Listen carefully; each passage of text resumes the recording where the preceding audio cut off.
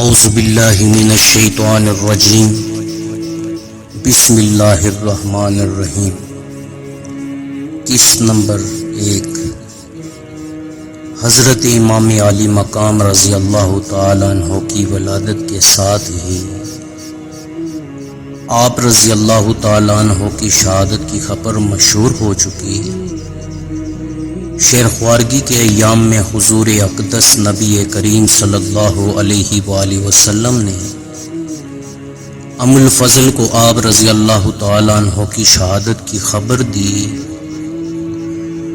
خاتون جنت رضی اللہ تعالیٰ عنہ نے اپنے اس نونہال کو زمین کربلا میں خون بہانے کے لیے اپنا خون جگر پلایا۔ علی المرتضیٰ رضی اللہ تعالیٰ عنہ نے اپنے دل بند جگر پیوندہ کو خاک کربلا میں لوٹنے اور دم توڑنے کے لیے سینہ سے لگا کر پالا۔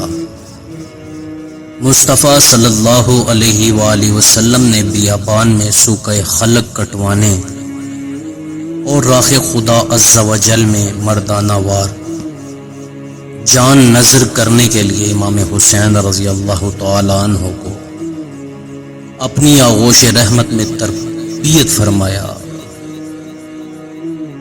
یہ آغوش کرامت و رحمت فردوسی چمنستانوں اور جنتی ایوانوں سے کہیں زیادہ بلا مرتب ہے۔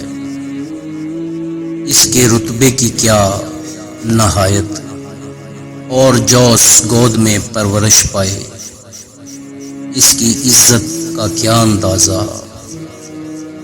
اس وقت صبر دل لرزا دیتا ہے جبکہ اس فرزند یار جمند رضی اللہ تعالیٰ عنہ کی ولادت کی مسرت کے ساتھ ساتھ شہادت کی خبر پہنچی ہوگی۔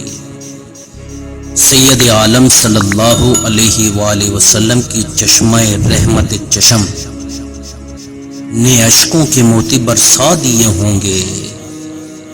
اس خبر نے صحابہ کبار جان نثاران اہل بیت رضی اللہ تعالی عنہم کے دل ہلا دیے۔ اس در کی لذت علی اور مرتضیٰ رضی اللہ تعالی عنہ کے دل سے پوچھئے۔